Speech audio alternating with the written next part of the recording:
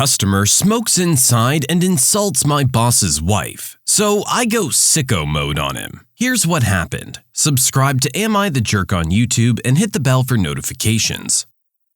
I work at one of the most famous bars in my hometown. It was a very busy shift and I was working really hard, with only my boss helping out a little bit. I take orders, prepare the drinks, serve them, and cash in. For about 6 hours, there was a group of rude, drunk customers who were causing problems left and right, to the point where I had to apologize to other customers. I told my boss what was going on, but after the recent lockdown, he was desperate to make any money he could, so they stayed. They repeatedly made stupid requests, specifically wasting my time, and made fun of me for having to do what they say. They were insulting me for hours, and I had to try really hard to keep my cool. I had to discuss with them with every drink I served them, as they often refused to pay. I then had to call my boss over just to have them tell him that they were willing to pay, but I refused to take their money. That was their kind of sick fun, and they really enjoyed themselves while getting on everyone else's nerves. Suddenly, the whole bar smells of cigarettes. The group had started to smoke inside. My boss's wife told the guys that they have to smoke outside. They called her a stupid B-word, but went out. My boss still allowed them on our premises. Business finally calms down a bit after 7 hours without a break, and I sit at the table where my boss's wife and their daughter were sitting to have a few seconds to chat with them before returning to work. That's when my boss's wife saw one of the guys smoking inside again. She said, "He's smoking again, what's his problem?" And I immediately knew who she was talking about. I turned my head to look at the bar and saw him standing about 3 meters from the entrance with a lit cigarette in his hand. I jump up from the bench and walk over with heavy steps. I was angry. I grabbed him around his chest and start dragging him out. I'm really skinny, and he was at least twice as heavy and a little bit taller than me. But still, I apparently misjudged his ability to resist and was dragging him too fast. Suddenly, he trips over his own feet right as we were through the door, and he fell between the outdoor tables, dragging me down with him and making a huge mess in the process. I'm in complete shock because I didn't plan to hurt him, and I was screaming at him without realizing it. I only snapped back to reality when my boss and his wife dragged me away from the guy and his angry friends. I apologized 1,000 times. After half an hour, my boss and his wife calmed down and told me that it was extremely stupid to act in blind rage, but not the end of the world since no one got hurt. I feel so terrible and don't want to go back to work because I know I'll be judged for my mistake for weeks or months to come. It's a miracle I didn't get fired on the spot, but now I have to work all the unpleasant shifts like Christmas and New Year's Eve. I'm okay with that. What really messes me up is the extreme guilt and shame I feel. It was the first time in 7 years of working in this bar that I lost control of my anger when dealing with rude customers. Hopefully also the last time I make such a stupid mistake.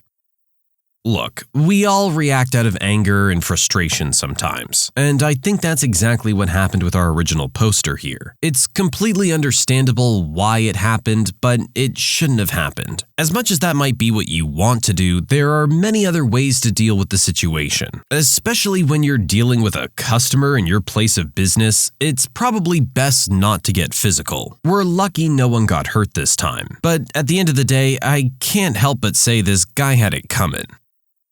You can submit your own stories to be featured here on the channel. The story submission link is in the description below. And if you want to listen to some vibey music in the background, check out easymode, also linked below. And don't forget to subscribe.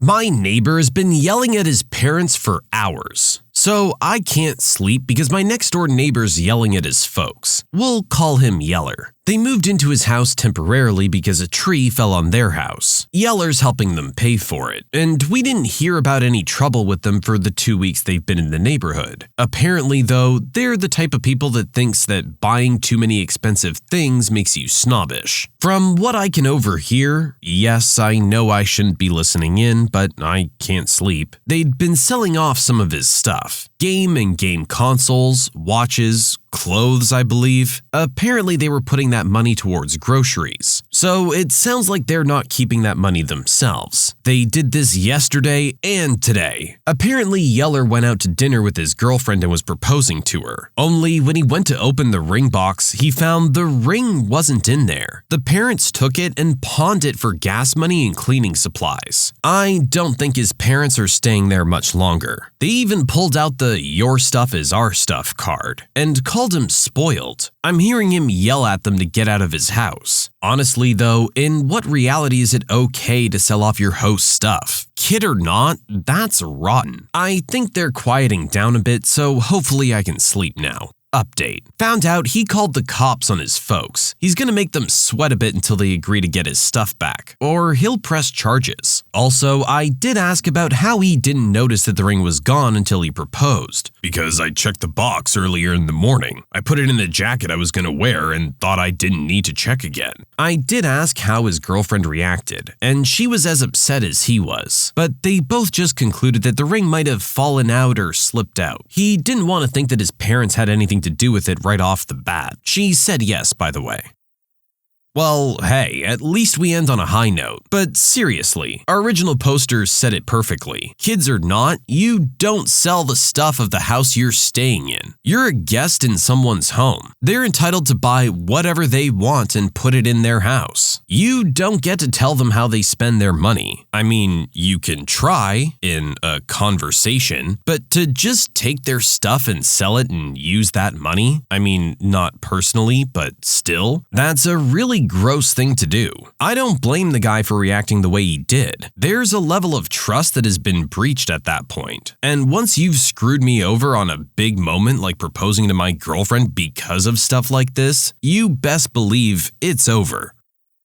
I grounded an entire spacecraft over a piece of tape. Longtime aerospace engineer here. Worked at most of the rocket launching companies at one point or another. One that shall remain nameless is involved in this story. My crew was stacking the satellite onto the booster adapter in the clean room. One of the most critical events. Dozens of customers and launch vehicle teams involved. My jerk of a manager that was never in the room during these ops made a big stink the morning of that all non-conformances shall be documented. We'd been having this argument for a while, and this was his flex. At the time, NCs were done online and involved digital sign-offs from some engineers that might be thousands of miles away in a different time zone. It could take a day or two sometimes. As the lead of the whole show, I argued that some common sense should be applied and I be allowed to show my engineering judgment. It's not my first rodeo. It's why I have the job, right? Nope. Fast forward a few hours and we're in the middle of this whole thing. The satellite's full of super hazardous fuel hanging on a crane halfway attached to the booster. One of my technicians notes that a small piece of aluminum tape about 2 inches long is blocking a tiny screw hole he needs to access. Normally I'd say peel it off, clean the area, apply a new piece of tape to the 1/4 inch over where it should have been, and let's continue.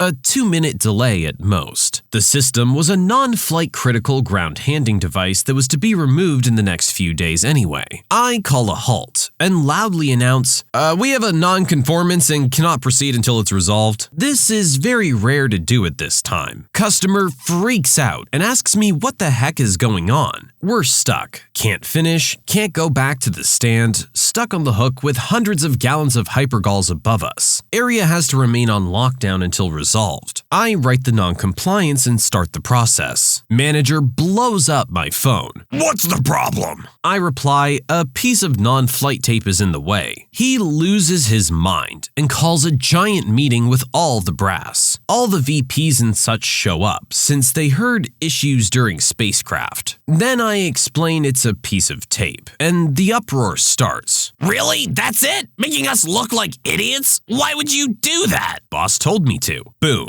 Mic drop. I got my common sense shot calling privileges reinstated.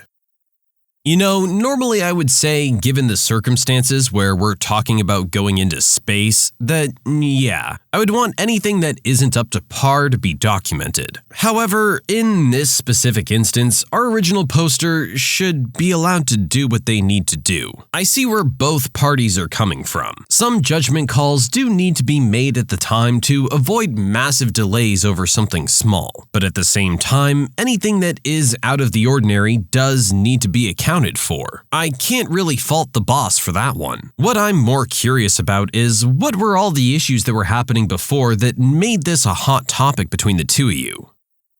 I tried something fun in the bedroom with my wife and didn't quite get the reaction I was hoping for. The day before Christmas, I was taking a shower and my wife said she got something cute and left it on the bed for me to look at. Once I got out of the shower, she went in. I went into the bedroom to check it out and realized it was something for me. I said, "Okay, I'm down, let's try this on." It was, what I thought anyway, something like Victoria's Secret underwear for me, but crocheted. Weird flex, but okay, I'm down. I tried putting it on in the way I thought it should go on, but realized it wasn't big enough to go around my waist. Okay, maybe it's a sock a la Red Hot Chili Peppers. Okay, so I start putting it on in a way it could go on and discover these two holes that I thought maybe my bits are supposed to go through. Alright, it's kinda kinky, I like it. Unfortunately, my bits aren't fitting through there. Okay, so I do the best I can and use the string to tie it up, then lay down on the bed to present myself to my wife. She finishes her shower and comes into the bedroom. I'm like, yeah, this is gonna be awesome, and bust out a sexy pose for her while smiling seductively at her when she walks in. She starts laughing, hard, crying laughing. I don't feel good about this and my self-esteem is now destroyed. I shamefully take it off, feeling really bad about this. She laughs even harder. I'm thinking that was a really weird setup. About 10 minutes later, after she's finally finished laughing, she comes into the living room where I'm sulking and explains herself. It was a Christmas hat for the cat. Those holes were for his ears. Now I'm like, well, my bits have been all in this hat. Should we still give it to him? More laughter. We washed it and put it on the cat, and he hates it. You're a brave soul to be willing to share this with the world. It's a really funny story, so I'm glad you can laugh about it now. I'm sure at the time, though, it was really humiliating, especially when you don't really know why she's laughing so hard. You assume she's laughing at you, and that doesn't feel good. But hey, harmless mistake, really funny story.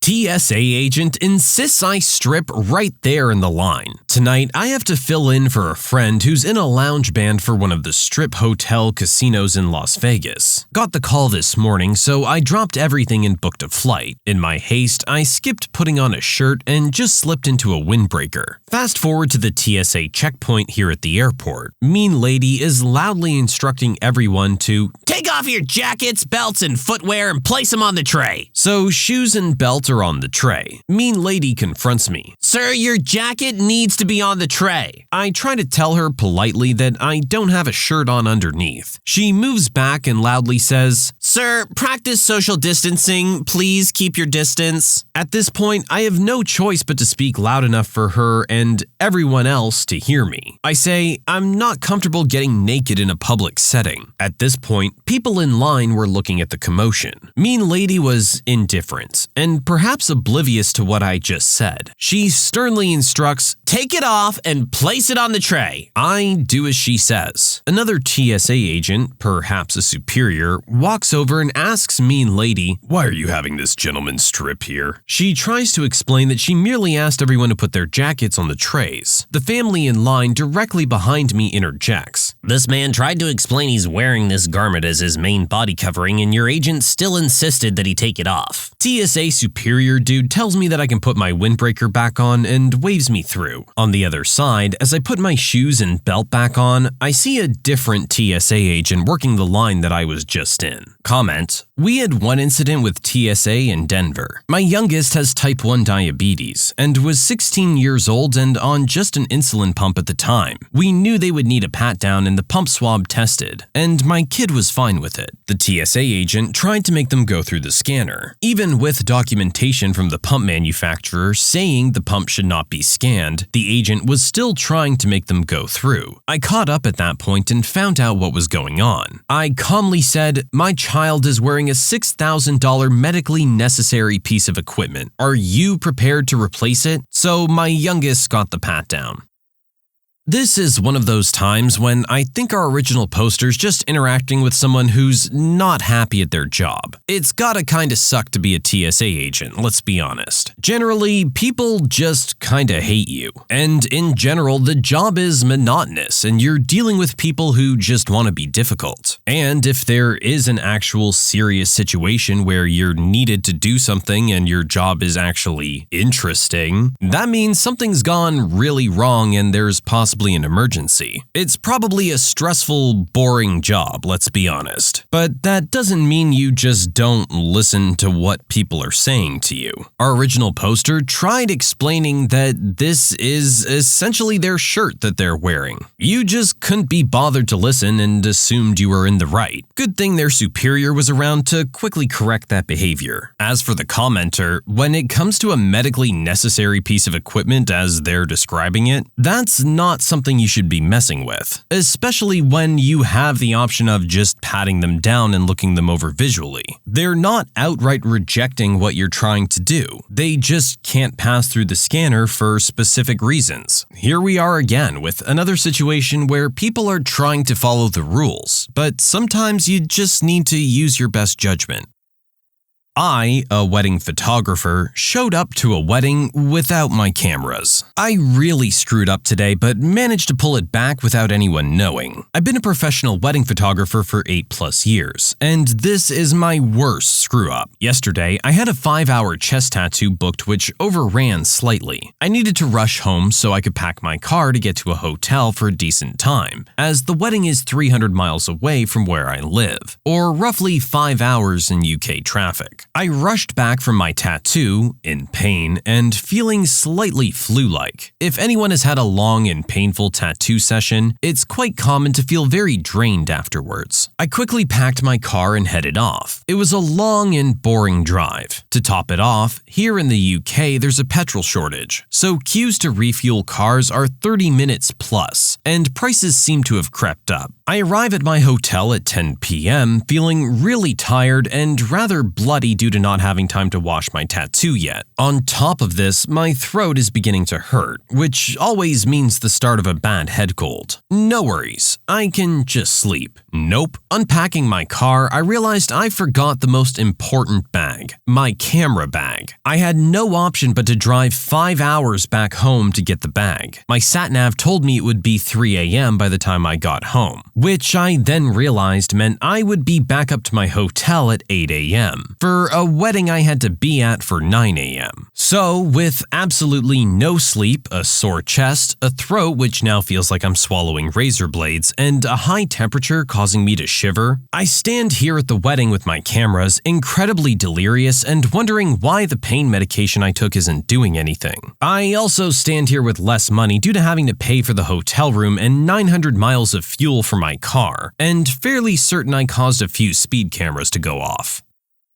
You know what? Hey, we all screw up sometimes, but no one can say our original poster didn't do what needed to be done. I'm sure he was miserable for that entire day, but you know what? There's a lot of people counting on him to be there, and he's gotta be there with his cameras. It's unfortunate that he didn't catch this mistake before driving 5 hours to the hotel, but what can you do? He got it taken care of and was there on time to do his job. I'm sure after he was done for the day though, he probably slept for the next 24 hours. My buddy's company fired him for getting electrocuted. A friend of mine was electrocuted at work. It was pretty bad. Later on, he was fired because he was electrocuted. Fortunately, he turned that around when he learned he could get disability for the electrocution, but it knocked out several teeth that aren't coming back. Anyway, I called OSHA and told them about the electrocution. They weren't so interested in that, but perked right up when I told them that the place routinely locked the emergency fire exit doors to prevent employees from stepping outside to sneak a smoke. Well, they inspected, found the locked emergency doors, and went to town down on them. Turns out, a long time ago, a business on the East Coast locked the security doors and there was a fire, killing several dozen people. OSHA gets very sensitive about stuff like that. The owner was fined $40,000 for the security doors. He also spent quite a bit of money fighting it for 10 years, but eventually had to pay anyway. Safety is not something that should be taken lightly in any workplace. The fact that OSHA wasn't at all interested in the electrocution makes it sound like maybe your buddy brought this on himself, but we can't be sure from the information we have. The information we do have, though, is that they locked the fire doors. That's not what they're there for. They're there to be used in case of an emergency. If you've got a problem with employees sneaking a smoke, then you deal with them accordingly. You don't take away essential safety features of your building. God forbid the day comes when they're needed and can't be used. If you think a $40,000 fine is bad, I can't imagine what the repercussions would have been if that was the scenario. When you subscribe, make sure to hit the bell to turn on notifications. Put the playlist on in the background to finish listening to all the stories. Or if you want to listen to some vibey music in the background, check out Easy Mode. If you like Am I the Jerk, give Am I the Genius a shot. Everything linked in the description.